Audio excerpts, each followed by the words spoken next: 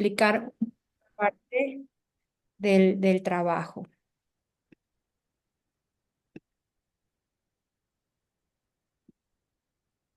Perdón, aquí ya no. mm,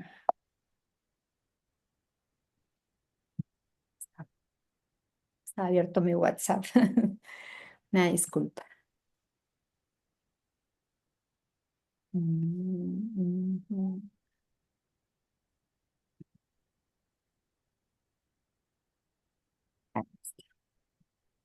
Bueno, pues vamos a continuar la sesión y lo que vamos a ver hoy es los temas 2.1, 2.2 de la unidad 2, que es medición y función.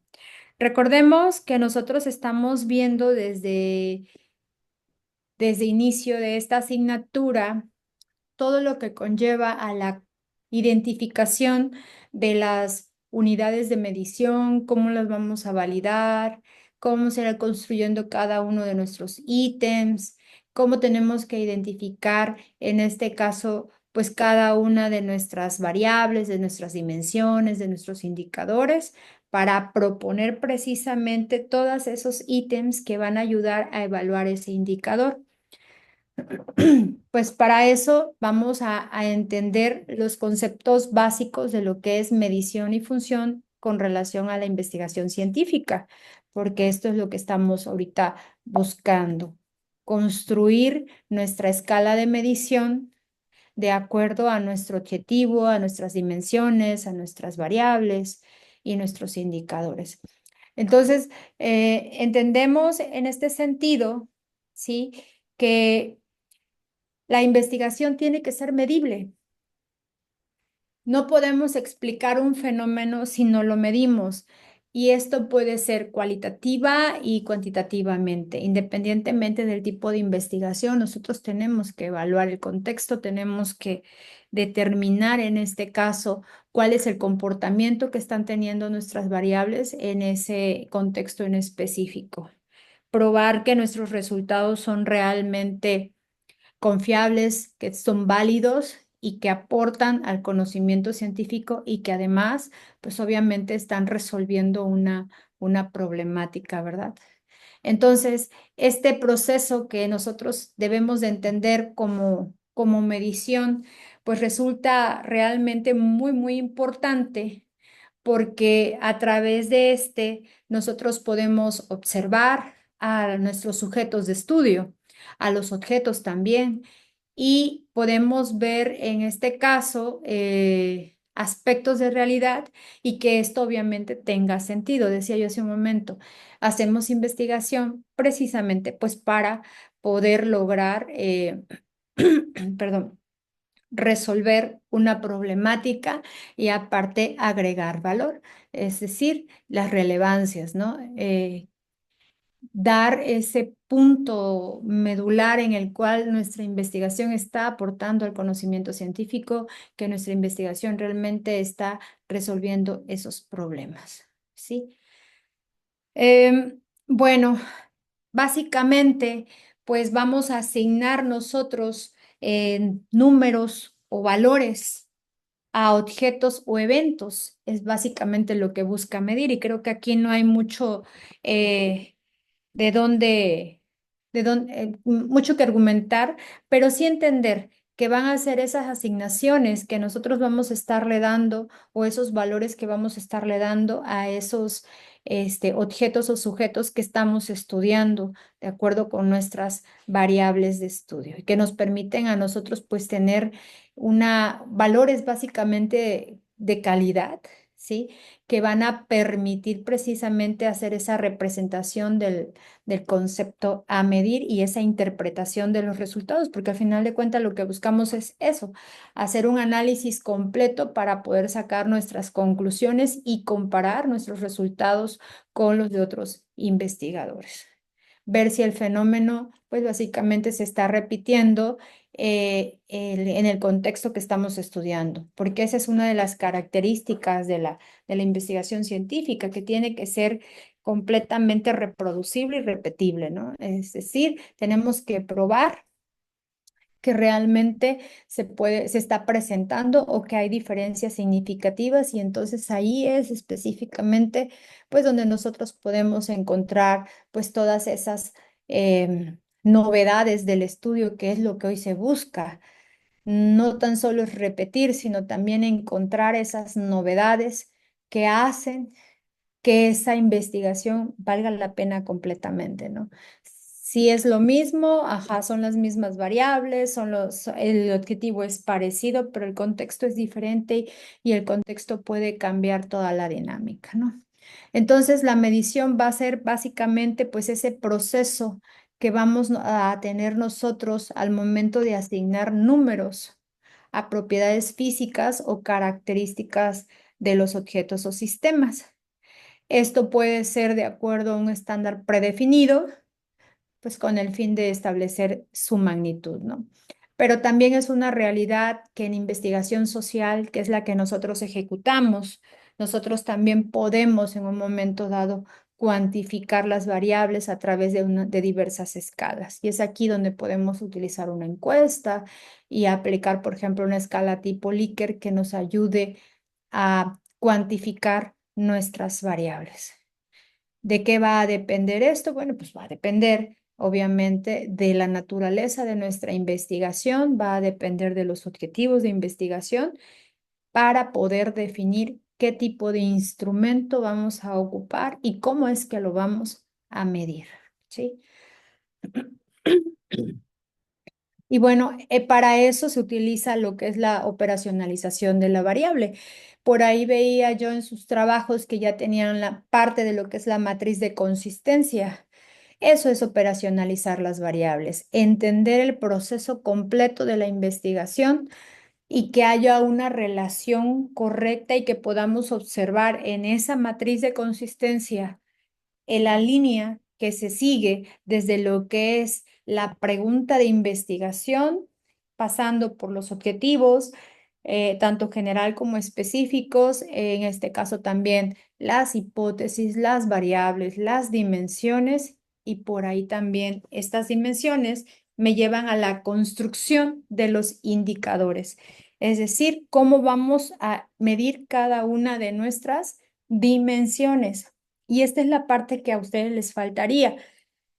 Por ahí vi que tienen algunas dimensiones, algunas variables y tienen algunas dimensiones, tienen por ahí unos indicadores, pero falta la construcción de cada uno de los ítems. Es decir, si el indicador que voy a medir, por ejemplo, es número de ventas, cuál es, por decirlo, ¿no? ¿Cuáles van a ser las preguntas que me van a llevar a medir ese indicador? Que es parte de la actividad que vamos a desarrollar como cierre de materia, la construcción de cada uno de los ítems que van a medir cada indicador que ustedes están utilizando, ¿sí? Pero no podemos pasar a esa parte si nuestra metodología no está alineada, ¿sí? ¿Hasta aquí tenemos alguna pregunta? Sí, maestra.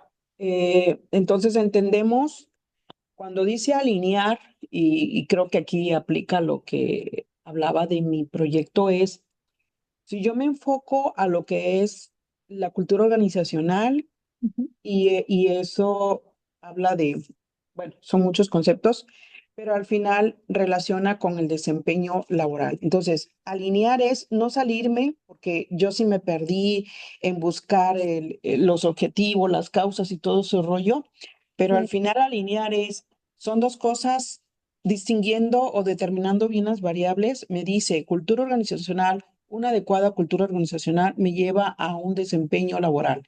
O sea, ujú. eso es alinearlo y no salirme de ahí.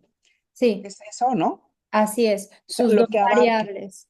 Sí, recuerdo, si no mal recuerdo, en este caso, cuando leía yo su trabajo, también me hablaba de rotación, me Sí. hablaba de otras variables que, Ujú. aunque son un daño colateral en el estudio, Es porque correcto. puede Sí. dar no significa que nosotros tengamos que adentrarnos a todo. Ujú, Vámonos por parte, ¿no? Cuando estamos haciendo investigación, ok. todo nos pasa, ¿no? Encontramos un montón de cosas y es lo fascinante de esto. Sí, sí, Y empezamos sí, a ver, sí, pero si queremos abarcar tanto, entonces no es que esté mal, sí lo podemos hacer, se convierten en investigaciones multivariables. ujú, Pero nos va a llevar mucho más tiempo el desarrollo y entonces plasmémoslo. Entonces también dentro de la pregunta, si yo también quiero estudiar rotación, lo voy a meter dentro de la pregunta, porque ok, si no, ok. entonces me empiezo a salir, a salir y a salir. Y creo Sí, que eso sí me pasó. Quise abarcar mucho, pero tiene razón. O sea, lo que me interesa a mí saber o el problema que yo veo más es lo que debo de enfocarme, ¿no? exactamente. Y Ok, ok. entonces, si las variables, al menos yo lo identifiqué así, si sus variables eran desempeño laboral y la otra era motivación, si no mal recuerdo, sí, ¿no? Bueno, la motivación va dentro del desempeño laboral. Ok, Ajá, desempeño pero lo había yo laboral. separado. Sí. ¿Me repite las dos variables? Cultura organizacional y Ok, cultura. desempeño laboral. Ajá. Hablábamos de cultura y desempeño, ok. Mm, Entonces, mi pregunta van a tener esas dos variables y esas ujú, mismas ujú. variables las voy a jalar al objetivo general Ok, y mis objetivos específicos me van a llevar a lograr ese objetivo general. Entonces, luego vienen las hipótesis. Mis hipótesis tienen que tocar las dos variables. dos variables. Perfecto. Sí, sí, ya Y hice luego, todo. luego viene más bonito porque en la matriz de consistencia ahí usted viene en lo que son variables, pues ya dijimos que era cultura organizacional y desempeño. Y entonces, ¿cuáles son las dimensiones que a usted le interesa estudiar de la De cultura? la cultura organizacional. Ajá. Perfecto, ¿Y perfecto. cuáles son las dimensiones que a usted le interesa estudiar del desempeño? Pero hay, por ejemplo, cultura organizacional es un tema amplio y si me Ujú. enfoco a la norma 035 que maneja 7 conceptos y cada concepto, elemento tiene varios conceptos, como que ahí va a estar amplio, ¿no? Pero usted es la investigadora, Ah, usted va a claro. decidir que eso es lo bonito de esto y por eso es la Ajá, ajá. versatilidad, ¿no? De Ok. esas dimensiones que usted identifique qué es lo que a usted le interesa estudiar, que usted diga, Ah, estas ok. son las del problema, Ujú, ujú. ¿sí? Por Ok, eso es que hacemos una revisión de la literatura, por eso es que hacemos una revisión de antecedentes. Y ah, ok. luego lo relacionamos con el contexto que vivimos. Y entonces ahí es donde entra la delimitación del estudio, porque puedo tener 20.000 dimensiones, pero yo quiero estudiar Ujú. tres. Es su derecho, nadie Excelente. puede refutar nada. Lo que me indica ahorita aquí, lo que estoy entendiendo es que la investigación puede llegar tan profunda como uno quiera, ¿no? Es, Pero, como dice, la cultura organizacional es amplia y también es variada porque va de acuerdo a la organización en donde vayas a hacer el estudio. Pero entonces, la delimitación, ¿hasta dónde quiero llegar con eso? ¿Hasta dónde quiero abarcar? Excelente, maestro. Está muy bien. ¿sí? Bien, bien. Y luego que tiene ya identificadas esas dimensiones, entonces Ujú. entramos en el proceso de indicadores. ¿Qué Ok. indicadores me llevan a medir esas dimensiones? Esa dimensión. Ok, Ajá. ok, Y ok. entonces ya entro en este proceso que estamos hablando ahorita, el de medición, que sería la Medición. construcción de cada una de las preguntas que me van a llevar a construir ese indicador, o sea, ¿cómo lo mido?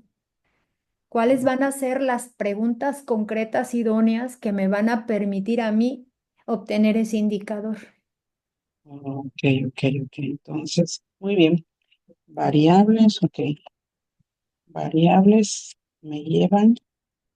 Sí, estoy haciendo un resumen. No, sin problema. Aquí lo importante es que vayamos entendiendo que es cuando entramos a investigar es una experiencia hermosa pero si nosotros empezamos a tener todo muy, muy global, honestamente nos vamos a llevar muchísimo tiempo indagando tanto. Entonces aquí lo conveniente siempre es centrarnos, qué es lo que más nos interesa y lo que Mm, va quedando son las futuras líneas de investigación. Esa es su segunda investigación. Por ejemplo, si a usted le interesa lo de la rotación, pues lo puede ajá, estudiar como segunda variable. Por ejemplo, ya tendría que ver, como segunda investigación, perdón, tendría ya que ver cultura con rotación y ya es otra línea de investigación que usted va a seguir. Hubo ok, otro tema, porque si no, se vuelve súper extenso y entonces empezamos a perdernos y no lo va a lograr en un año, que normalmente es lo que nos llevamos investigando.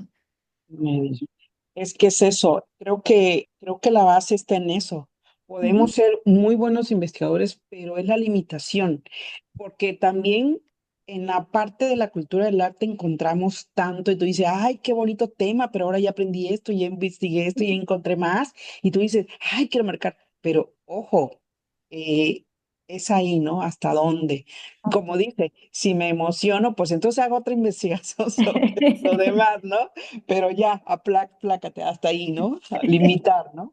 Ok, Delimitar ok. es lo mejor, Lo porque si mejor, no sí. nos vamos a extender demasiado en nuestras variables y muchas veces puede pasar que nos perdamos de tanta información que tenemos que buscar, Ujú, nos podemos perder y recordemos que no nada más es la construcción del instrumento, sino es un análisis completo de todo el estado del arte, revisar qué han hecho otros investigadores, ver cuáles otras investigaciones se han ejecutado, cómo es que se han ejecutado, qué resultados han tenido para que podamos comparar esos con los que tenemos. Y entonces, si usted se lleva ya, por ejemplo, tres, cuatro variables, automáticamente, pues la investigación sería mucho más longeva y obviamente tendría que plantear objetivos mucho más profundos, mucho más grandes, no, no profundos, pero sí grandes, para poder abarcar todas las variables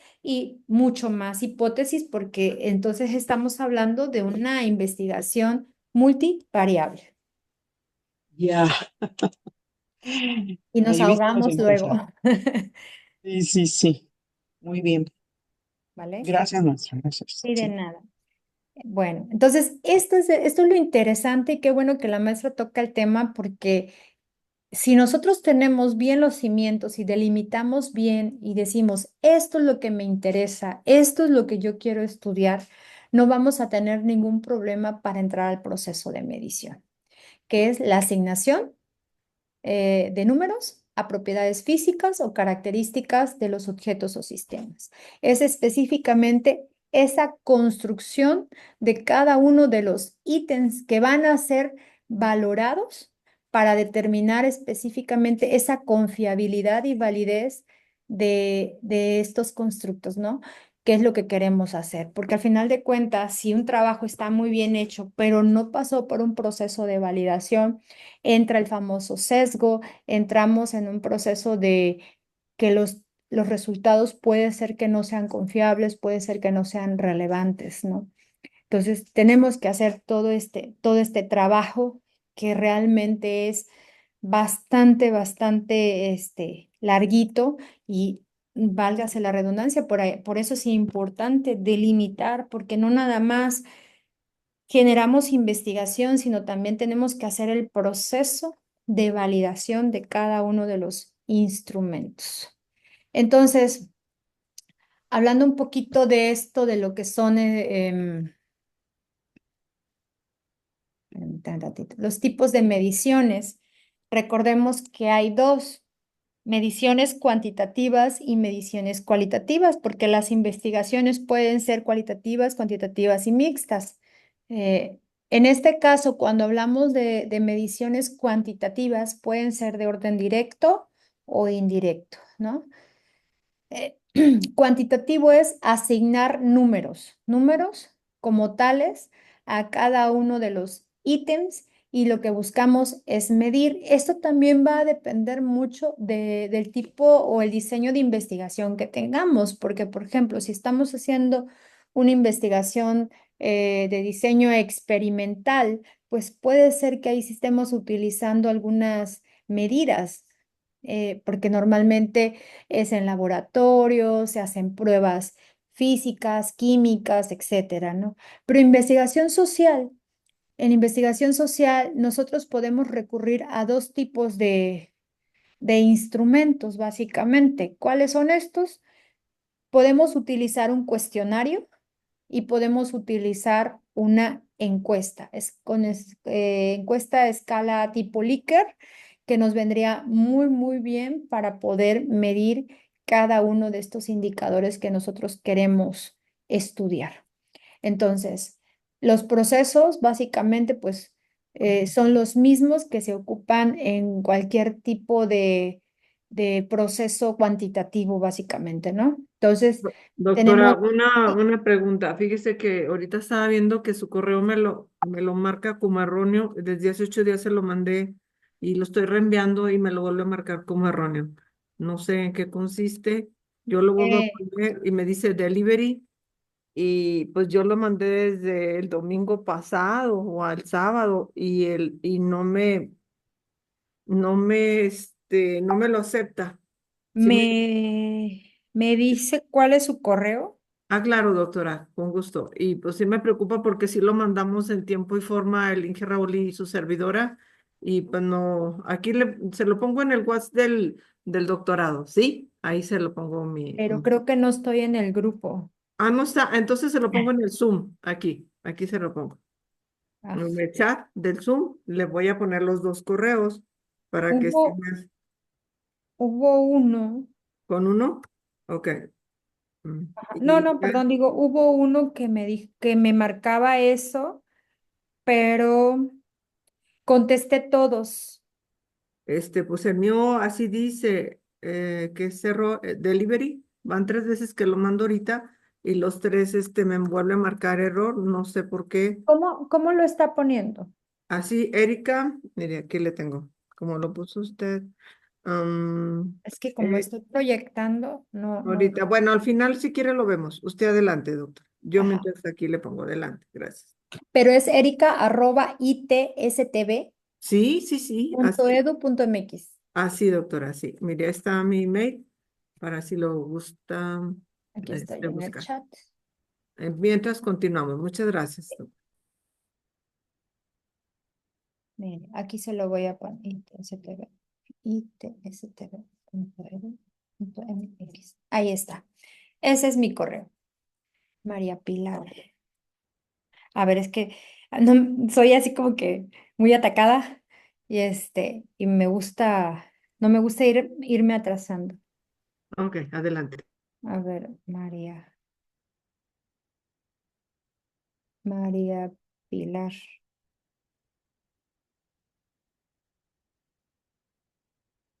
Reyes.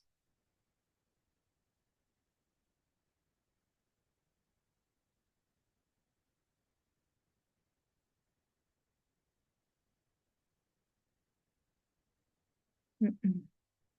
¿Cuál fue que me llegó? Aquí está. Tengo el de la maestra Patricia.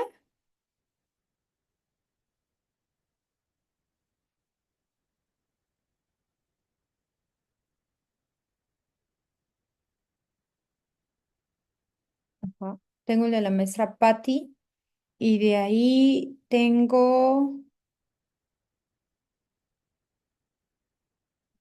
el de la maestra Diana Martínez Barrueta.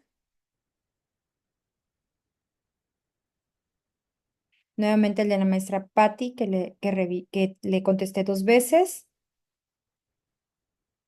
Y Ana Paula Rivas. ¿No está con usted? No, aquí estoy, maestra. Yo No, estoy con ella está con Marisela Guerra, pero yo se Ah, la envié desde el sábado y nada, y ahorita estoy viendo y me puso así delivery, o sea que mal, ajá, y se lo estoy volviendo a enviar ahorita bien, reenviar, porque ya tenemos protocolo y las preguntas, y me ajá. vuelve a marcar error, pero déjelo, vuelvo a intentar ahorita. Y no le voy a dar otro correo. Si no, lo vuelvo a intentar y me dice si recibió o no ahorita. Así voy a volver a poner otra vez el protocolo y la tarea de hoy, que bueno, le adelantamos un poco ahí a eso y Ujú. ya me dice si lo recibió o no. Si no, pues ahí no sé, se lo puedo compartir en otro correo si usted gusta, porque si nos interesa, ahí está, ya se lo reenvió otra vez, ¿sale? Ok, lo checo. Es esperar. Si no, está ese correo que acabo de contestar, de poner aquí en el WhatsApp. Es raro porque sí me están llegando. Acabo de recibir uno de Raúl Amador Vázquez. Sí, ese es el de nosotros. Es el que acabo de recibir. Ajá. Y el suyo no. ¿No? Entonces me No. marca error a mí, pero ya se lo reenvió el ingeniero, es lo bueno, Ujú. mi Raúl Amador compañero. Vázquez. Es el que Muy acabo de bien, recibir. Perfecto. gracias. Sí. Bueno, pues continuamos. En cuanto a las mediciones cualitativas, pues aquí son diferentes, ¿no? Sobre todo porque utilizamos básicamente lo que es la observación. Aquí no nos basamos pues en números y podemos utilizar otros tipos de instrumentos que nos van a llevar a hacer esa recolección de datos que necesitamos para interpretar, pues básicamente el fenómeno. Y en este caso, pues me refiero específicamente a lo que son, pues las entrevistas, listas de diarios de observación, pueden ser grabaciones. em, bueno. En este caso son instrumentos completamente diferentes a lo que en su momento habíamos marcado, ¿no? La parte cuantitativa. Por eso es que es tan difícil luego realizar investigación y porque se trabaja de una manera mucho más exhausta para poder lograr esa validez, esa confiabilidad de cada uno de los instrumentos. Aunque en la investigación cuantitativa esta medición, pues obviamente pasa básicamente por procesos estadísticos para determinar esa confiabilidad. En la investigación cualitativa también utilizamos ciertas estrategias para poder lograr la confiabilidad del instrumento y entonces aquí podemos recurrir a expertos precisamente para lograr esta, esta validez. Y estos expertos tendrán que validar el contenido de cada una de las preguntas con relación, obviamente, a los indicadores y variables, dimensiones. Y una vez que se estandarice el conocimiento, se hace básicamente lo que es una prueba piloto para poder ver si realmente estamos obteniendo la información que necesitamos a través de esa entrevista estructurada. Entonces, ambas, sean cualitativas o sean cuantitativas, tendrán que hacer un proceso de validación, ¿sí? De confiabilidad y validez de los instrumentos. En cuanto a la teoría, en la medición es muy importante. No se puede medir lo que no se conoce. Ahorita lo decía muy bien la maestra que nos compartía, es que yo leí, me profundicé y me fui. Bueno, porque está obteniendo muchísima información y eso es buenísimo, porque está comprendiendo cómo se están moviendo sus variables, cuál es su contextualización, qué teorías están relacionadas con su variable, cómo es que surgen, cómo se han presentado estos fenómenos en otros lugares. Y eso le da una perspectiva mucho más amplia de su variable de estudio. Y eso le va a permitir básicamente ir formulando cada uno de los cuestionamientos, perdón, para lograr una buena medición. Por eso es tan importante la teoría, porque aquí es donde nosotros conocemos por completo nuestras variables. Tenemos claridad en las relaciones que existen básicamente en sus constructos. Podemos identificar específicamente las 20.000 dimensiones que a lo mejor conforman la variable y nos va a permitir utilizar los instrumentos idóneos para poder medir, para poderlas medir y para poder comprender completamente, pues, cómo se están comportando en el fenómeno en específico, ¿no? Entonces, este proceso de medición nos permite a nosotros básicamente relacionar conceptos abstractos con indicadores empíricos, tener un conocimiento completo y hacer una clasificación y cuantificación de los datos o indicadores que nosotros vamos a ocupar, que es parte de lo que yo les solicitaba en esa pequeña matriz la semana pasada, ¿no?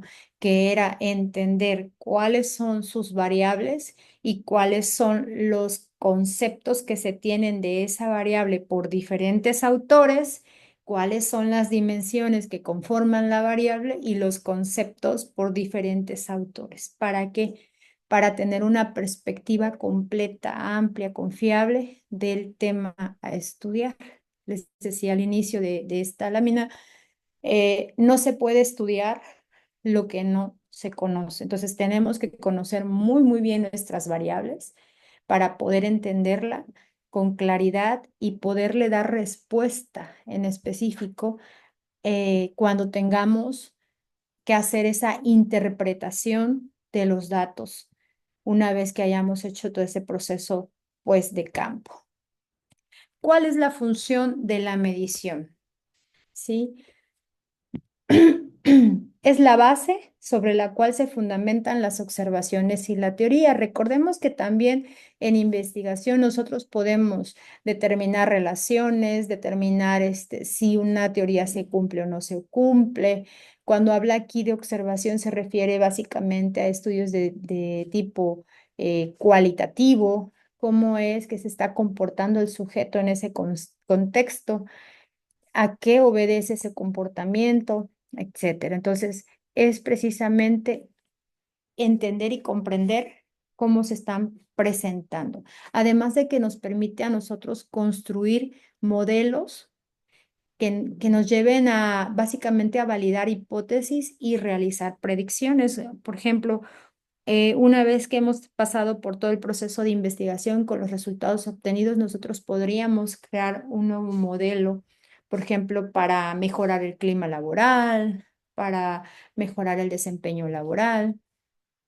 ¿Cuál es la base que nos va a permitir a nosotros decir que el modelo funciona? Pues la investigación previa que hicimos de estas variables, ¿no?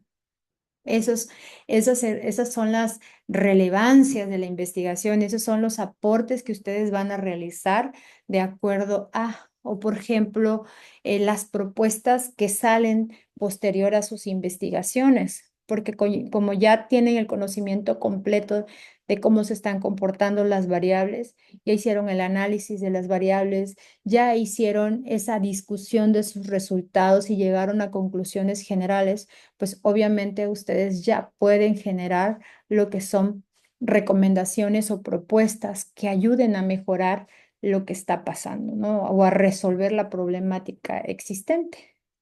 Por eso es que es que estas investigaciones precisamente contribuyen al conocimiento, ¿sí? Estamos resolviendo problemáticas como tal. Por lo tanto, la medición se centra o su función principal va a ser proporcionar una base objetiva sobre la que se puedan realizar comparaciones, análisis y validaciones de diversas teorías o constructos, ¿verdad? Bueno, ¿cuál es el propósito de la medición y la investigación? Pues en la investigación, perdón, básicamente es la cuantificación de fenómenos. Convertir las observaciones cualitativas en términos cuantitativos. ¿Se puede hacer? Sí, se puede hacer. Si lo quiero tratar de forma cualitativa, ¿lo puedo hacer? Por supuesto que lo puedo hacer, pero esta es otra forma yo puedo asignarle valores, por ejemplo, el comportamiento de las personas y lo puedo medir. Esta es una forma. Otra es la validación de hipótesis y teoría, ¿sí?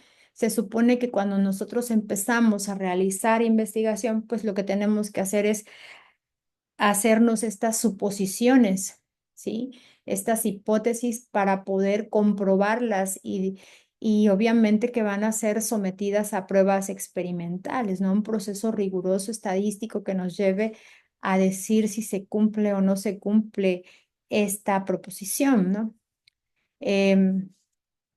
Y estos resultados pues nos permiten decir si se acepta o no se acepta, o en su caso que se acepte la hipótesis nula o se acepte la hipótesis alternativa, porque pues tanto la de investigación como la nula, por ejemplo, se rechaza.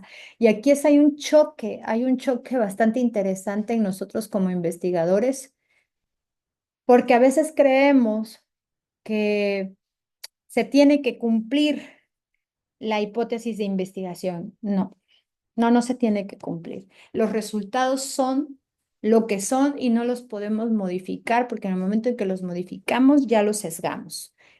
Y esto me lleva a experiencias bien interesantes desde que estamos trabajando esta parte, ¿no? Hay compañeros que me dicen luego cuando estamos haciendo investigación, es que ¿por qué no me sale? ¿Qué le movemos para que salga? Pues no le podemos mover nada. Para eso están las otras hipótesis que hemos generado, ¿sí? Los resultados son lo que son y no se pueden cambiar. ¿Que estamos siguiendo de orden la hipótesis de investigación? Pues sí, es lo que queremos comprobar. Pero si no se cumple, pues no pasa nada, simplemente se está cumpliendo la otra y desde ahí tenemos que sacar pues todas las relevancias y entender el fenómeno desde esa perspectiva, ¿no? Reproducibilidad de los resultados. De nada sirve hacer investigación si no se puede reproducir el trabajo en otro contexto completamente diferente. Decía la mesa hace rato, es que yo busqué en la red y hay muchísimos trabajos de cultura. Sí, es de las variables que más se estudia y es increíble que cuando uno lee los resultados de diferentes autores, uno se da cuenta que siempre hay variables en los trabajos, hay esas relevancias, hay esas novedades en los trabajos. En algunos puntos sí se llega a coincidir, pero no he visto una investigación que sea exactamente igual que otra, a pesar de que se manejan las mismas variables. Y esto obedece específicamente al contexto. El contexto es el elemento que puede hacer que cambie el comportamiento de las variables. Entonces, ¿tiene que ser reproducible? Por supuesto que sí. Podemos probar cómo funcionó, por ejemplo, en Cancún, cómo funciona en Veracruz, cómo funciona en Sonora, cómo funciona en Costa Rica. ¿Podría yo ocupar el mismo instrumento? Sí, solamente tengo que hacer nuevamente los procesos de validación del instrumento porque es un contexto diferente. Y sin problema lo puedo ocupar una vez que he probado que estos ítems son acordes a mi contexto. ¿Me va a salir exactamente lo que salió en Costa Rica? No necesariamente, no necesariamente porque el contexto es diferente. Pero entonces ya cambió, ¿no? Se está reproduciendo un trabajo que se ejecutó en ese lugar, simplemente es que el contexto es diferente y que el resultado puede ser igual o diferente. Y eso es lo importante y eso es lo interesante, ¿sí? Entonces, estos elementos son muy importantes para poder verificar en este caso lo que es la validez y la consistencia de nuestros hallazgos y nos permite hacer esa discusión de nuestros resultados, ¿sí? Comparar lo que yo obtuve con relación a diferentes autores y sacar esas novedades tan importantes de mi trabajo y decirle al mundo, mira, ellos hicieron esto y esto, obtuvieron esto, pero yo hice también lo mismo, sin embargo, obtuve esto.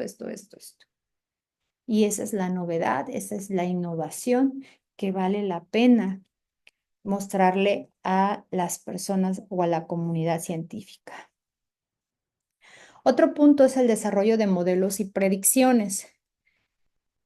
Parte de la investigación es precisamente el que nosotros podamos, usar estos modelos. Nos van a permitir hacer predicciones y básicamente comprender cómo se van a comportar ciertos factores en condiciones específicas, ¿no? Esto, por ejemplo, cuando se trabaja en la parte industrial, ocupan mucho esto. Incluso utilizan algunos tipos de software que les ayudan a hacer estas predicciones. ¿Tienen validez dentro de la investigación? Por supuesto que sí, claro que sí, pero tienen que comprobar que su modelo funciona. Eso es lo interesante del aporte que están teniendo. ¿Sí? Entonces, el otro punto es la evaluación de la calidad de los datos. Este es un punto que realmente tiene mucha discusión entre la comunidad científica, ¿sí? ¿Qué tanta calidad tienen nuestros datos? ¿Cuáles son los instrumentos que se ocuparon? Por ejemplo, si ustedes deciden publicar en una revista en Scopus o una revista, no sé, un JCR, que son las de más alto nivel o mayor calidad científica que le llaman, es, por ejemplo, un Q1, de un Q1 a un Q3 normal, hasta 4, ya se ponen románticas y te piden que dentro de tu trabajo vaya toda la evaluación del instrumento. No es que te pidan el instrumento, te piden la evaluación del instrumento. ¿Por qué te piden la evaluación del instrumento? Bueno, porque ellos quieren comprobar que esa construcción de cada uno de los ítems que están en los instrumentos que nosotros ocupamos tienen calidad, son reales, están bien establecidos, no hay sesgo.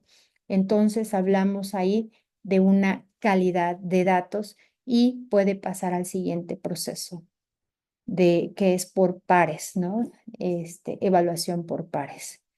Si el artículo no lleva la evaluación de los instrumentos, no te van a pasar a pares evaluadores. ¿Qué es lo que se busca con la evaluación de la calidad de los datos? Pues básicamente lo que ellos buscan es que los resultados Maestra, sean... Mande. una pregunta, ¿qué es una evaluación por pares? Ok. La evaluación por pares es aquella que se llama evaluación por pares doble ciego. Es aquella donde tú mandas tu artículo a una revista. El primer proceso es la evaluación del editor. Ellos lo que buscan en esta evaluación es que el documento esté con base en las normas para los autores, es decir, que cumpla con todos los requisitos. Una vez que acredita ese punto, pasa a la evaluación por pares académicos. ¿Esto qué significa? Que el trabajo de nosotros va a ser asignado a diferentes evaluadores, pero no lleva el nombre de ustedes, por eso se llama doble ciego. Es decir, va el documento libre de autores. Es el título, el resumen, el abstract y el cuerpo del trabajo. Y entonces estos evaluadores que tienen que tener el perfil, es decir, conocer la temática del artículo para poderlo evaluar, van a evaluar toda la parte metodológica del trabajo y van a evaluar que realmente sea un artículo de calidad. Eso es la evaluación por pares, doble ciego. Es la evaluación que se hace al documento. Hay rúbricas en específico, cada revista tiene una rúbrica. Por eso cuando ustedes se metan a la revista que les interesa publicar, van a buscar normas para los autores y normas para los evaluadores. Yo siempre les sugiero que lo que hagan es que bajen los PDFs para que vean qué es lo que les pide como autores y qué es lo que pide como evaluadores. Es decir, en los evaluadores normalmente está la rúbrica que ellos van a ejecutar para evaluar tu artículo, ¿vale? Entonces, si nosotros nos evaluamos antes de enviar el documento, pues tenemos mayor probabilidad de quedar, de que el artículo quede. Pero esa es la evaluación por pares académicos, doble ciego, en el cual se turna el manuscrito, en este caso a 3 o 4 evaluadores que nosotros no conocemos y que ellos no nos van a conocer, ni siquiera van a saber el nombre de nosotros. ¿Por qué? Porque en el documento no puede ir el nombre de nosotros.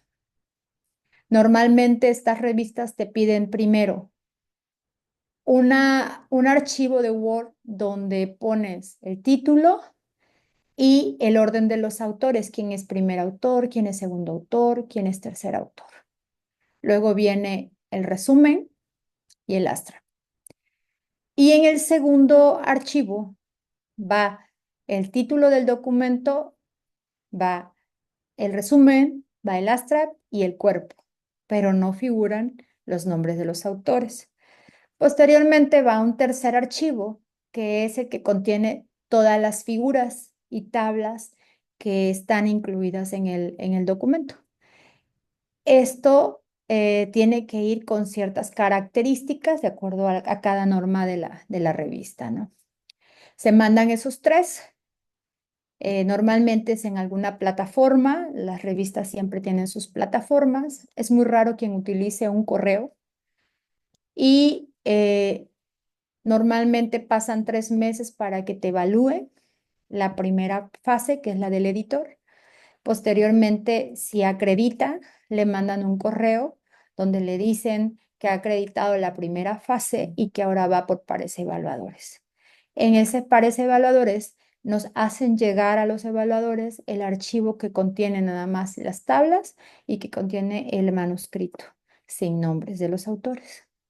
Si de los tres, dos dicen que sí, acredita, entonces el documento va a ser publicado. Obviamente pueden decirte que es con correcciones, sin correcciones o modificaciones profundas, ¿no? O simplemente rechazo.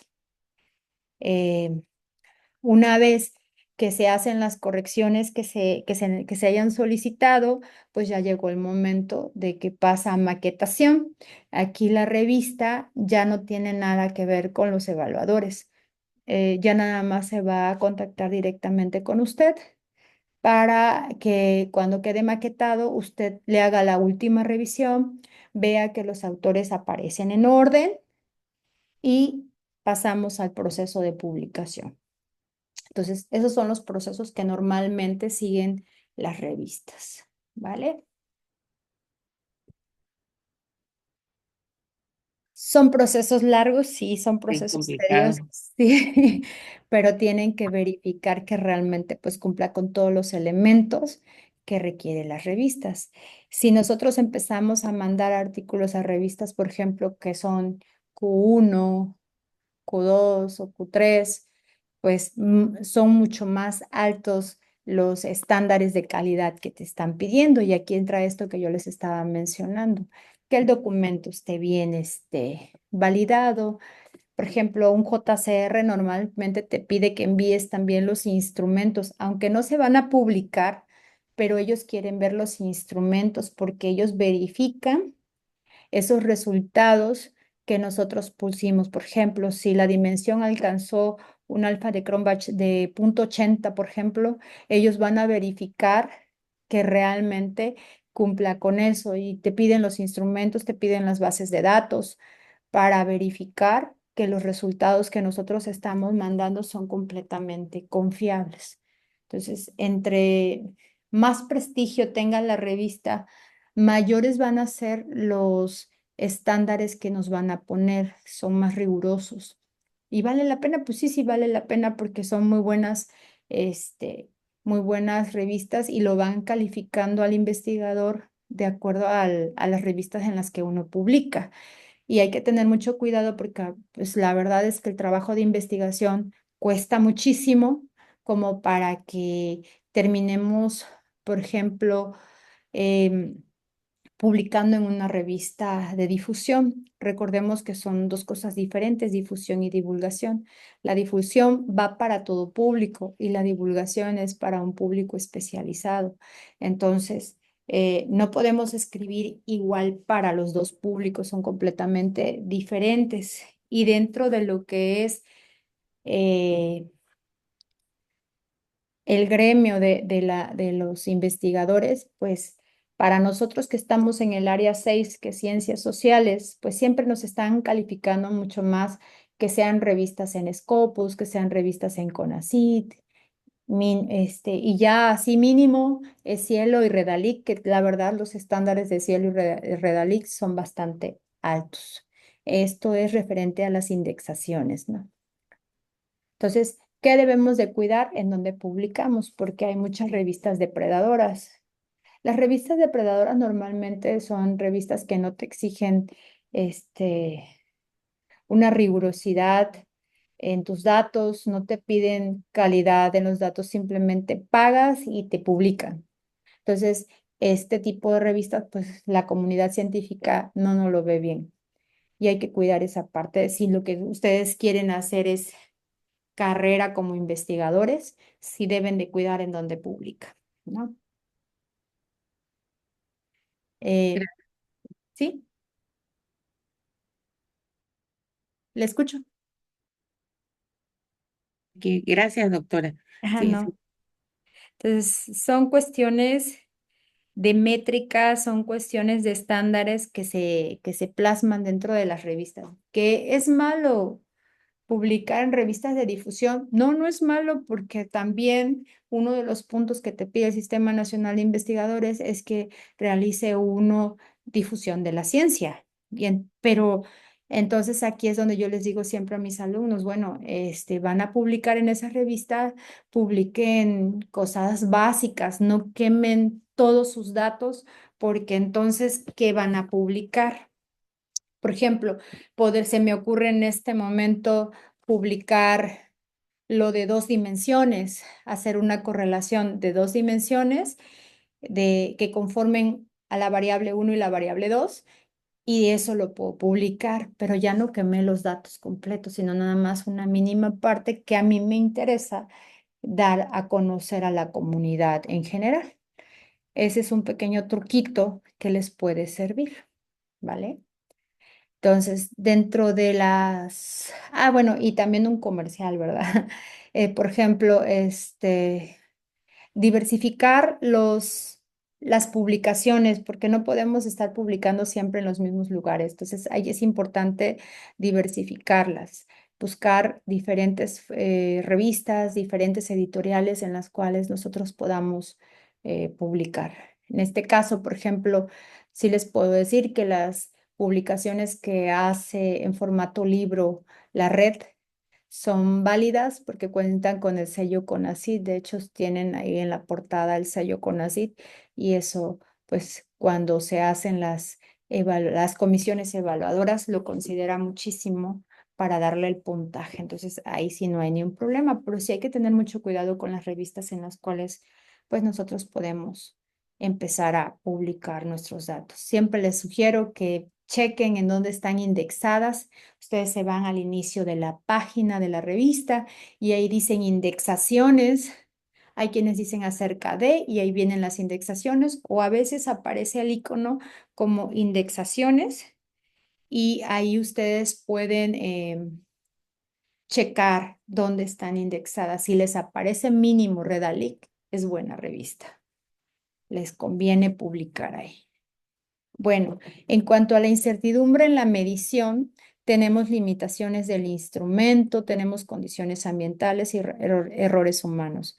Es una realidad que existen limitaciones en el instrumento, ¿no? Por eso es importante. ¿Cuál es una de las limitaciones? No podemos construir un instrumento tan extenso, ¿sí? Lo más recomendable siempre que se construye un instrumento es que no pase de 15 preguntas. Entre más extenso sea, podemos caer en problemas con el participante. Se puede aburrir, puede ser que conteste a la y se va, que no le dé la importancia al documento y no dé las respuestas que realmente tendría que dar. Entonces, una de las recomendaciones que se tienen en este sentido es que por favor no pase de 20, perdón, de 15 preguntas el instrumento. Entre más corto sea, mucho mejor. Por eso debemos de cuidar muy, muy bien qué tipos de preguntas estamos haciendo y cómo las estamos haciendo. Y ahí entra esa validez de cada uno de los constructos, ¿no? Las condiciones ambientales también juegan un papel fundamental. ¿Por qué? Bueno, porque si estamos trabajando con seres humanos, también es una realidad que a veces podemos estar predispuestos A veces estamos bajo condiciones de estrés muy altas y eso puede hacer que también haya un sesgo en las respuestas que nos estén dando. Y errores humanos pues también están dentro de la, de la medición. Si nosotros cometemos errores de cálculo, por ejemplo, podría llevarnos a no tener esa calidad en los resultados que esperamos, ¿no? Pasando a la segunda, que es la confiabilidad y validez de los instrumentos, quiero pensar que aquí ya ustedes conocen un poquito de esto, ¿no? Porque pues lo hemos vivido, ¿no? Em, La confiabilidad básicamente es la consistencia o estabilidad del instrumento de medición y esta confiabilidad nosotros la obtenemos básicamente a través de pruebas. En, en investigación cuantitativa, pues normalmente es a través de estadística. En investigación cualitativa es a través de expertos, ¿sí? Entonces, ¿qué buscamos a través de la confiabilidad? Pues que los resultados sean de calidad, que los resultados sean veraces y que realmente nos lleven a obtener datos completamente confiables. Y para evaluar esta confiabilidad podemos utilizar diversas técnicas. Por ejemplo, el test retest, perdón, evalúa la estabilidad temporal de un instrumento. Nos permite a nosotros, por ejemplo, evaluar a los participantes en dos momentos distintos, ¿no?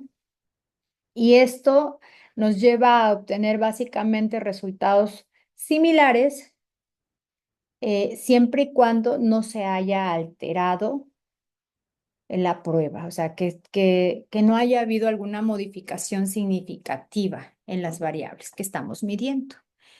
Interjueces. Este ya tiene que ver cuando realizamos, por ejemplo, dos o más evaluaciones. ¿Y van a medir lo mismo? Por supuesto. ¿Por qué es crucial este tipo de confiabilidad? Porque están sujetas básicamente a lo que es la interpretación del observador. Esto tiene mucho que ver con las investigaciones de orden cualitativas, ¿sí? Yo siempre digo que cuando vamos a hacer investigación cualitativa, y que honestamente para una servidora es la más difícil, si nosotros tenemos ya cierta afinidad con el tema, es importante no participar en el proceso de recolección de datos. Recordemos que estamos haciendo aquí o estamos aplicando instrumentos como lo que es la entrevista, como lo es la observación. Si nosotros ya somos parte del problema, aquí lo importante es hacernos a un lado y solicitar apoyo de un tercero, alguien que esté completamente ajeno al problema. ¿Para qué?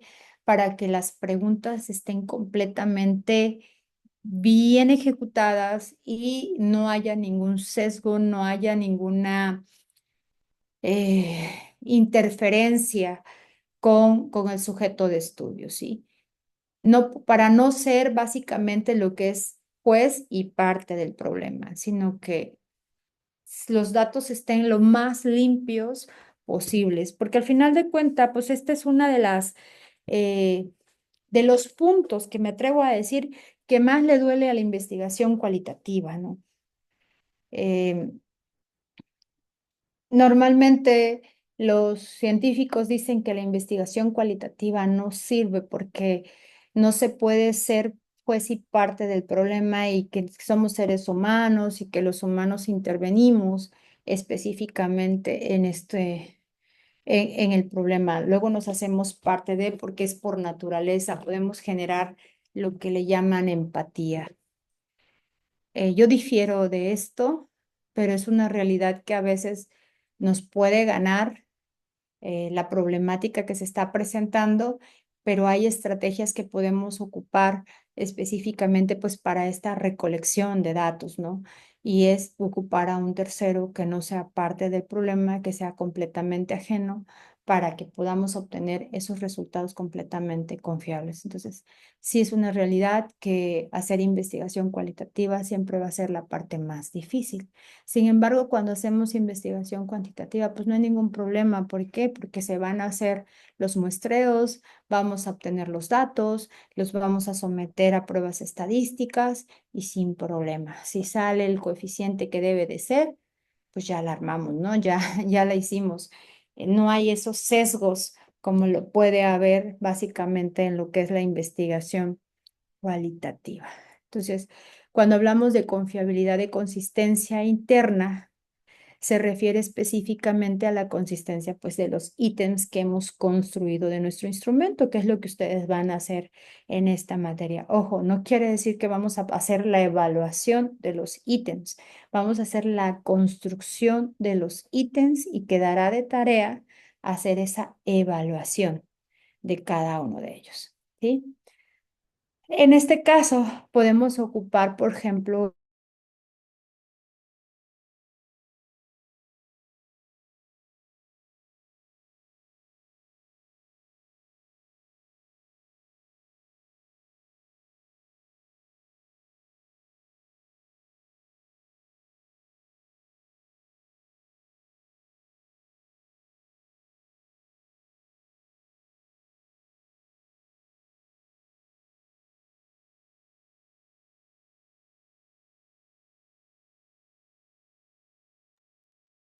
¿Soy yo o se cortó el internet? Yo creo que Se quedó congelada. Yo Ándale. pensé que era el quedó, mío, maestro. se quedó como congelado. Yo creo que se cortó el internet. Ah, ok.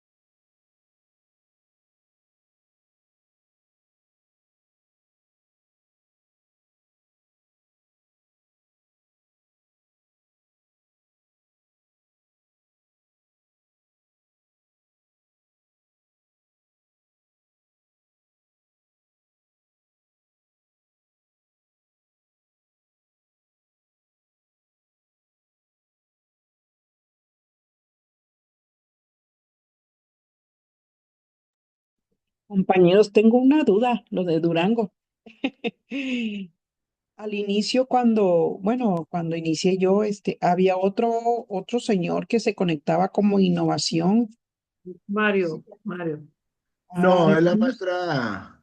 Ahí está. La maestra Lo- Marisela. Marisela es A correcto. veces se ah, conecta con la cuenta del Centro de Innovación, del que ella es coordinadora, y a veces se conecta con su cuenta propia, pero ahorita puso un mensaje que creo que no iba a llegar temprano, ¿verdad? Así ah, es correcto. no, pero si había un señor, ¿no? Mario, Ah, doctor, Mario López, Mario, se salió. y ya no ya no estaba. sigue. Ah, mira, ya decía yo. Estaba raro, sí. una disculpa, ok. Ah,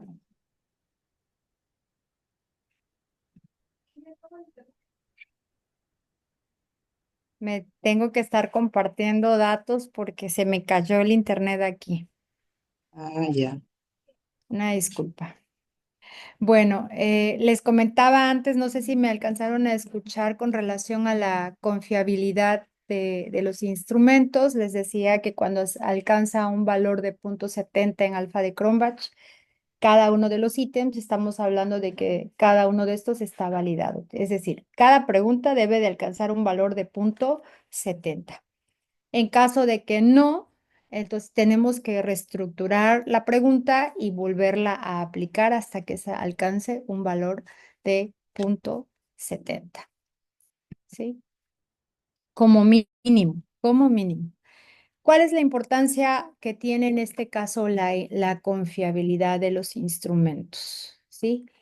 Pues que mida aquello que se pretende medir. ¿Y qué es lo que pretendemos medir con esto? Pues cada uno de los indicadores, ¿no? Cada uno de los indicadores que construyen estas dimensiones que forman parte de la variable. Si no las podemos medir, si no las podemos, le podemos tener esta confiabilidad, pues entonces estamos hablando de los famosos sesgos en la investigación. Se pueden presentar errores, básicamente. Eh, en cuanto a la validez, que es el otro punto, en este caso lo debemos entender como esa congruencia cercana y directa entre la naturaleza del objeto que se mide y el instrumento de medición. En este caso, pues debemos de entenderlo como esa capacidad que tiene el instrumento para medir lo que realmente se pretende medir, que es básicamente pues nuestras variables. Em, bueno, ay, perdón. En cuanto a los tipos de validez, tenemos la validez de contenido. Aquí también se le llama, perdón por mis cotorros, racional o lógica, ¿sí? Y es esa representatividad que tiene del contenido teórico del fenómeno a estudiar. ¿Cómo se asegura? Aquí podemos recurrir a juicio de expertos o pares de expertos. Una de las técnicas que yo siempre recomiendo en este caso es la famosa metodología Delphi. Esta nos puede ayudar específicamente a lograr asegurar esta validez de cada uno de las preguntas, de los ítems que hemos estado realizando. Otra de las formas es que también puede hacerse a través de capa de Cohen. Aquí básicamente podemos ocupar esta fórmula y estos son los indicadores con los cuales nosotros nos vamos a guiar. Si nuestra pregunta alcanza entre 0.61 a 0.80 puntos, quiere decir que hay un acuerdo bastante bueno y podemos dar por válido la pregunta. Esto aplica mucho cuando hablamos de investigaciones cualitativas, sobre todo cuando estamos hablando de la construcción de entrevistas. Bueno, ese es muy válido, ¿no? Lo más conveniente es que caiga entre 0.81 a 1 punto. Le llamamos acuerdo excelente. Pero mientras esté en estos últimos dos rangos, ya la pregunta es completamente válida. Cuando está en 0.41 a 0.60, se supone que hay un acuerdo moderado. Aunque hay un acuerdo moderado, realmente no alcanza la validez suficiente para poder dar por hecho que ya quedó lista esa pregunta. Entonces o lo que se sugiere básicamente es reformularla, ¿sí? Recordemos, va a ser de 0.61 a 1. Bueno, ay, esto no me deja ver. Otra de permítanme, es que aquí no me deja, acá está. Otra de las validez que podemos encontrar en un instrumento es la validez de criterio. Aquí vamos a comparar las puntuaciones de una prueba a escala con una o más variables externas o criterios. Esta la podemos dividir en predictiva, que son criterios futuros, y congruente, que en este caso hablamos de mediciones de ambas puntuaciones en el mismo tiempo. Aquí podemos utilizar básicamente lo que son las correlaciones. Esta es una forma muy buena de poder encontrar la validez de criterio. se aplican los dos instrumentos al mismo tiempo. Es decir, por ejemplo, retomando el trabajo de la maestra, ¿no? Ella dice, yo quiero estudiar cultura organizacional y quiero estudiar desempeño laboral. Bueno, pues va a aplicar los dos instrumentos a la vez para encontrar la relación entre cada ítems, ¿no?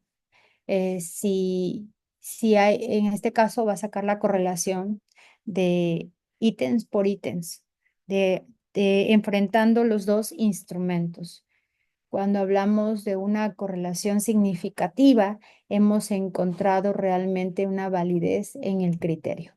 Si hay una correlación débil o media, todavía no, hay que reestructurar nuevamente y volverlo a aplicar hasta encontrar una correlación positiva, significativa.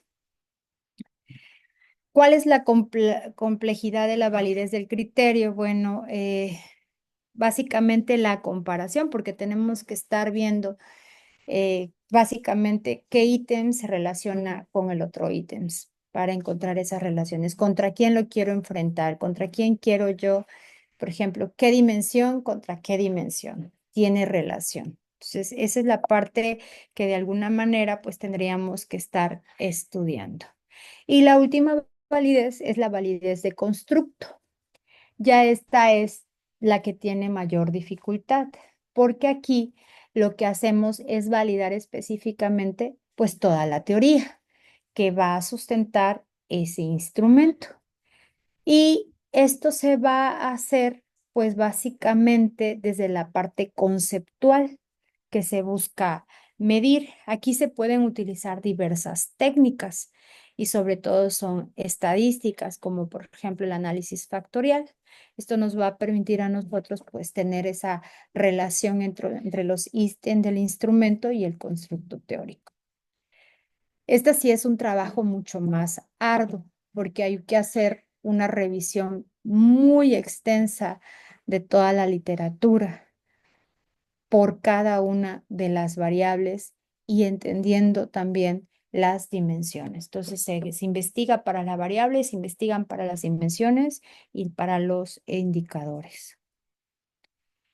La evaluación de la confiabilidad y validez, una de las pruebas que más se utilizan son las pruebas pilotos, que nos van a ayudar a nosotros a ahorrar muchísimo tiempo y recursos. ¿Por qué?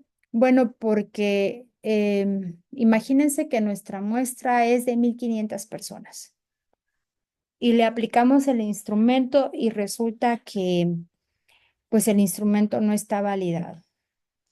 Para poderlo lograr, básicamente obtener tantísima información una y otra vez, porque recuerden que estamos sacando la confiabilidad y validez del instrumento, pues va a ser muy tedioso estar capturando el instrumento de 1,500 personas. Entonces, aquí lo recomendable es utilizar una muestra no extensa, pero suficiente para poder aplicar el instrumento y ver tan confiable es aplicándole ya una vez las pruebas. Normalmente se sugieren 40 personas, ¿no? Como mínimo, como mínimo. ¿Puedo ocupar más? Por supuesto, ¿sí? Pero la literatura marca que 40 personas es suficiente para hacer pruebas piloto, para hacer esta validez de los instrumentos. Y esto pues obviamente nos va a llevar a los análisis de datos, que va a ser una vez que hayamos hecho el muestreo, podamos generar esa recopilación de datos y hacer esos análisis estadísticos, que era lo que les hablaba antes de que se me cortara la señal, la famosa alfa de Cronbach, para ver la consistencia interna, y para la validez podríamos aplicar lo que es el análisis factorial o correlaciones con criterios externos, ¿no? En cuanto a la revisión por expertos, esto es muy importante si queremos tener la mayor certeza en nuestros instrumentos. ¿Qué quiere decir esto? Podemos nosotros hacer revisión por pares para el cuestionario.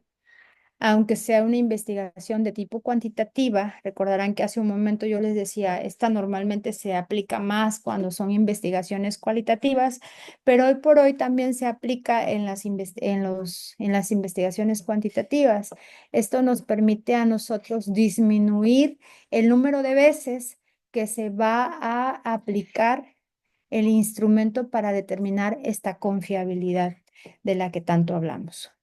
Entonces, cuando un documento o con un instrumento pasa por pares de expertos, nos reduce la probabilidad de estarlo aplicando varias veces porque se supone que va bien definido cada una de las preguntas. Entonces, el que sean revisados por gente especialista en la materia nos va a ayudar a tener esas preguntas idóneas y relevantes de forma concreta y comprensible para el usuario, que en este caso pues es las personas que van a formar parte de nuestra muestra.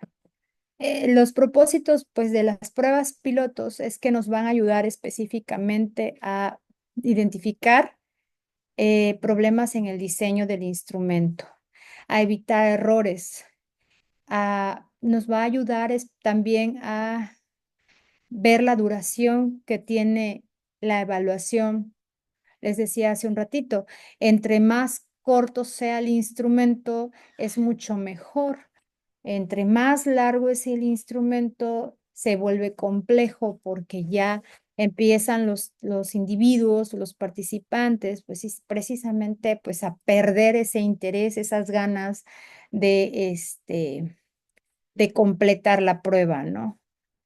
Probar la logística es otro punto importante porque nos permite verificar, pues básicamente que todo proceso de recolección de datos funcione sin inconvenientes. Y cuando hablamos de probar la logística, es que aquí nosotros tenemos que hacer básicamente lo que es la capacitación de las personas que van a aplicar el instrumento.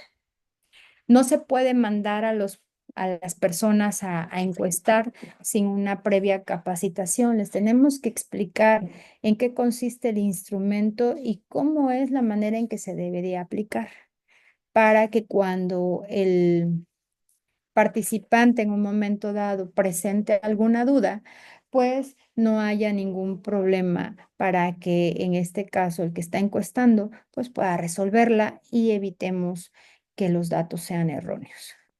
Observar la comprensión de los participantes. Esto es verificar pues que los participantes entiendan las preguntas de manera consistente, perdón, con la intención del investigador para evitar específicamente los famosos sesgos de los que venimos hablando. ¿Qué esperamos de las pruebas de resultados? Perdón, de las pruebas piloto. Pues básicamente estamos esperando detectar los errores para que el instrumento quede completamente pulido y listo para aplicárselo a la muestra completa.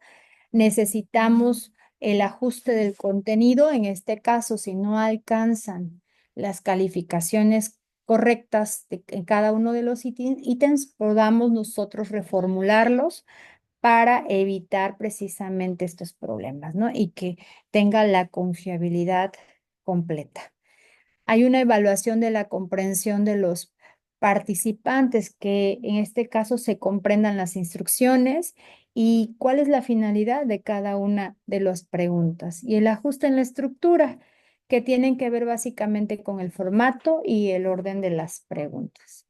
Esto nos va a permitir a nosotros, a través de las pruebas piloto, tener muchísima información para lograr un buen instrumento que tenga la información confiable y válida para lograr unos resultados perfectos básicamente, ¿no? En nuestra investigación.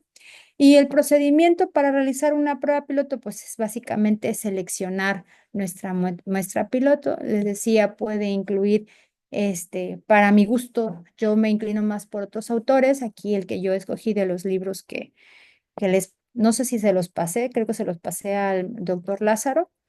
Está entre 10 y 30 participantes, yo prefiero 40. Es tener un poquito más de trabajo, sí, pero ayuda más a ver la tendencia de los datos. Hay una administración del instrumento, obviamente. Esto nos permite tener un control, pues, de todo el trabajo que se va a realizar y esta recopilación de datos y retroalimentación que nos permite a nosotros mejorarlo, ¿no? Saber muy bien la parte cuantitativa, la parte cualitativa de cada uno de los datos ayudará a fortalecerlo y tener una mejor prueba ya para aplicarla a a nuestra muestra final, ¿vale? En cuanto a los análisis de los resultados, esto pues es específicamente para detectar esos fallos de confiabilidad o problemas de validez. Para eso es que hacemos el análisis de los resultados. No podemos pasar al proceso completo de muestreo si no hemos hecho estos análisis, ¿no? Y pues obviamente una vez que hemos identificado esto, podemos llegar a lo que son los ajustes y las modificaciones de nuestro instrumento. Y una vez que hemos ajustado todo, que ya las calificaciones del instrumento son las correctas de acuerdo a las pruebas que hemos de aplicar, entonces estamos hablando de que tenemos un instrumento completamente listo para poderlo aplicar. ¿Sí? ¿Preguntas hasta aquí? Doctora, disculpe, por ejemplo, usted dice que 40 personas más o menos. Ujú. Mi pregunta es, ¿no se saca un número de muestra con una N estadística? Bueno, yo por lo regular así doy talleres, así muestro a los muchachos. Y pues claro, a veces tengo muestras, por ejemplo, de 200 y pico y que casi me da un ataque, pero son listos, saben cómo estar aplicando a los grupos y no, pues a mí sí me tienen sorprendida, ¿eh? Yo la verdad cuando vi la muestra, porque vamos a decir, un estudio que traigo ahí sobre unos chicos índice de deserción, que es lo que tenemos mucho en industrial ahorita, y la muestra son 270 alumnos. No, dije aquí, no, fíjese, ahí van, tienen 180 en una semana. Y me llama la atención, digo, ¿cómo? O los dejo con... No, no, el número de muestra. Entonces mi duda es, aquí, ¿cómo vamos a sacar? Bueno, dependiendo del estudio que traemos, el número de muestra o nada más tomamos 40. Esa es la No, pregunta. no, no. Sí, Cuando es cuantitativo, forzosamente será una muestra estadística. ok, ok. Y vamos a aplicar en este grado lo que es el margen de error y la significancia, ¿no? Cuando hablaba yo de 40 es porque es una prueba piloto, no está siendo aplicado a la muestra completa, porque no es lo mismo trabajar con 270 a 40. Los 40 son para probar que el instrumento realmente es confiable, es válido, ¿sí? Una vez que ya nuestros datos de cada una de nuestras preguntas nos arroja arriba o igual a .70, que es lo de alfa de Cronbach, estamos del otro lado, significa que nuestro instrumento es completamente válido, ¿va? Entonces, ahora sí, vamos a aplicarlo a las 270, ¿sí? Nada más esta muestra pequeña es para ver que el instrumento cumpla con la validez y la confiabilidad que se requiere. Nada más. Ok. No es no es para obtener los resultados finales de la investigación. Entonces, con esos 40 datos, ¿se puede sacar el índice de Cronbach ya como Sí, prueba por piloto? supuesto. Así Ah, ok. es, como Entonces, para prueba ir piloto. viendo eso. Muy bien. Ujú. Muchísimas gracias. Con 40 son suficientes, con esto podemos trabajar. Cuando hablábamos de investigación cualitativa, la confiabilidad y la validez es diferente, porque aquí nosotros podemos, por ejemplo, antes de aplicar, le llaman entrevistas de primer plano en investigación cualitativa. Antes de hacer ese proceso, nosotros pasamos la entrevista, es decir, estructuramos las preguntas y la pasamos a un panel de expertos. Si el panel de expertos, que normalmente son entre 5 y 6 expertos, ya analizaron las preguntas de manera separada y coinciden en que las preguntas son las correctas para lograr estudiar las variables, ¿sí? Porque no nada más se le pasa el instrumento, se les pasa el objetivo y se les pasa en este caso pues las variables de estudio, ¿no? Y las dimensiones que estamos estudiando. Con esta información, el experto va a validar cada una de las preguntas de acuerdo a su conocimiento y a su experiencia. Si nuestros 6 expertos coinciden en que las preguntas están bien redactadas y no hay observaciones, nosotros pasamos a el muestreo en primer plano. Si, por ejemplo, nosotros ocupamos en investigación cualitativa una muestra por conveniencia y la muestra por conveniencia nos dice que pueden ser de 20 a 30 o 40 personas, porque pues esa conveniencia del investigador, obviamente, nosotros no vamos a aplicar la entrevista a los 40 o a los 30 individuos con los que queremos trabajar de ese grupo, se lo vamos a aplicar a la mitad. Y eso vamos a ver ya si las preguntas las contestan bien, si hay una buena apertura, lo entendieron completamente. Si vemos que realmente los resultados son los que nosotros queremos, es decir, que hay una comprensión del instrumento, hay una comprensión de las preguntas, pasamos ahora sí a aplicarles nuevamente a estos, por ejemplo, 15 personas que ocupamos para ver la validez y los 15 restantes. Entonces ya se viene la entrevista en segundo plano. Y ya que tenemos a través de diversas taxonomías o mapas, como hayamos nosotros estructurado la información, lo que hacemos es comparar los resultados del primer plano con los del segundo plano. Si coinciden, significa que los datos son completamente válidos. Si no, pues entonces tenemos que reestructurar, pero normalmente no reestructuramos porque ya pasó por un panel de expertos e hicimos la evaluación en primer plano. O sea, sí es un chiste, la parte No, cualitativa es la más pesada. cualitativa es muy, muy difícil. Bueno, en personal, yo lo digo de manera personal, ¿eh? Gracias. Es muy difícil, la verdad. Mucho trabajo para mí. Para mí es muchísimo más trabajo, pero también es muy bonita porque uno puede entender el problema completamente. O sea, es el ser el participante se puede abrir muy, muy bien. Bueno, preguntas que tengan, maestros. Maestra, buenas tardes. Le habla el maestro Francisco. Hola, buenas tardes. Yo sí tengo varias dudas. Me Es que escucho. escucho que mis compañeros están hablando de que si el cuadro de operacionalización de variables, Ujú. pero yo había entendido que ese cuadro lo voy a hacer hasta que mi investigación ya quede. Sí. Y pues me hizo varias observaciones, ¿cómo se llama? En mi protocolo. Entonces no sé cuándo tengo que entregar esta operacionalización de variables. La operacionalización de variables con la construcción de cada uno de los ítems va a ser en la última sesión. Ya en esa última semana ustedes me lo tendrán que entregar. Vuelvo a repetir, yo no puedo pedirles ahorita las preguntas porque todavía veo que no están alineadas las preguntas de investigación con los objetivos, con las hipótesis. Entonces, si no está alineado eso, pues no podemos avanzar.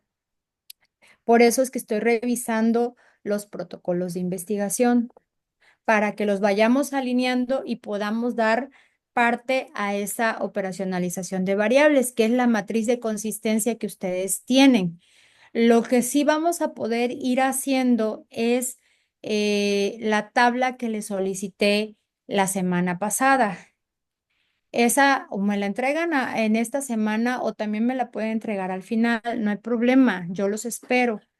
¿Por qué los espero? Porque quiero que el protocolo esté alineado.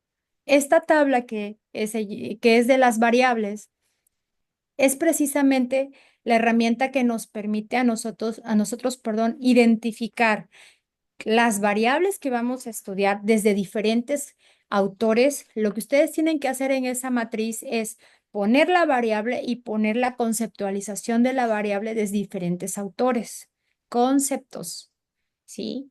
Y las dimensiones que conforman la variable y los diferentes conceptos con autores.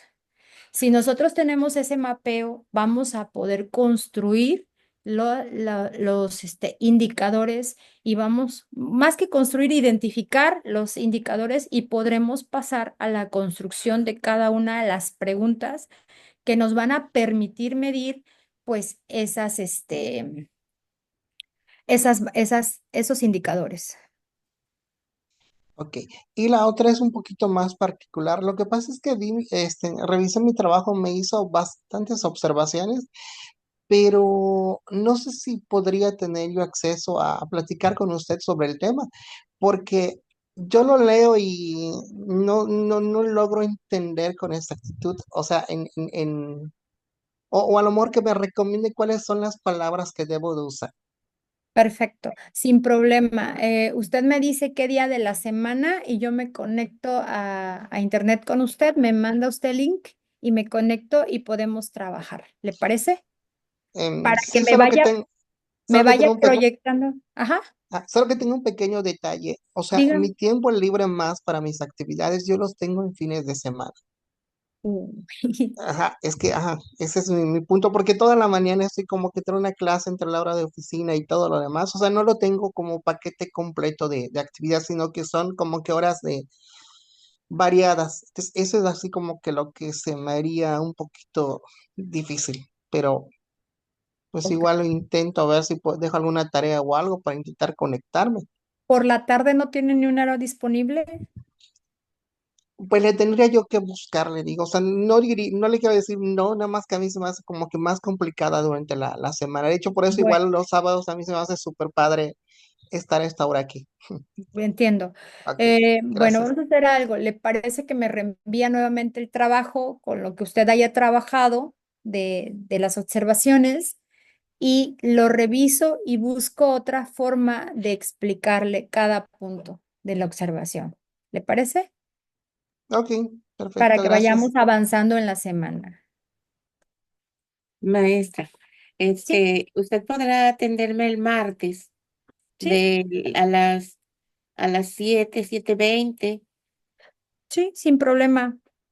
Ok, Sin problema la atiendo. Me manda, por favor, nada más el link y yo me conecto con usted. muchas gracias, doctora. Sí, a sus órdenes. Nosotros, cuando nos revise, doctora, me regresa si quieres, revisamos los correos y cualquier día en la noche, bueno, de las 7 en adelante, pues, yo ¿Sí? creo que tenemos espacio, el Inge Raúl y su servidora, y nos conectamos. Yo le comparto el Zoom, el link del Zoom, para que trabajemos en las observaciones, con mucho gusto, ¿eh? Gracias. Estamos a disposición, claro. Muchas gracias. Doctora, yo nada más me tendría que poner de acuerdo con mi compañera del equipo para ver qué día la pudiéramos ver. Si gusta, yo le mando un correo, para preguntarle la hora posible y si usted está con Y disponibilidad. de hecho, ¿tienen mi número de teléfono? ¿No lo tienen? Sí, no, se me hace que yo no. A ver, No, no lo tenemos, doctora, no. a ver, es 274 Ajá, 106 ajá, 67 sí. 45. Me manda un WhatsApp y Ok. con gusto les contesto. 274 106 67 45. Gracias. ¿Sí? Cualquier cosa estoy a sus órdenes. Esto es muy bonito, nada más que hay que tener paciencia. Es, es difícil, maestra. No, no es difícil, créanme que no. Es una vez que le entendemos, que agarramos el hilo y vemos la congruencia que debe tener el trabajo, ya estamos del otro lado. Sí, Gracias. sí, ok. Pues si no tenemos más preguntas, hoy nos quedamos aquí. En un ratito les hago llegar lo del ejemplo de la matriz para que se lo mando al doctor Lázaro y ya que él se las comparta. ¿Les parece? Muy bien, doctora, muchas Claro gracias. que sí, maestra, Gracias a gracias. ustedes y discúlpenme, pero el Sí, internet cómo me sacó. Cualquier cosa, no estoy se a sus preocupe. órdenes, me pueden mandar un WhatsApp y con todo gusto estoy para apoyarles. Muchas gracias. A Gracias. ustedes, que tengan bonita tarde. Igual, doctor. Hasta luego. Buena tarde. Ujú.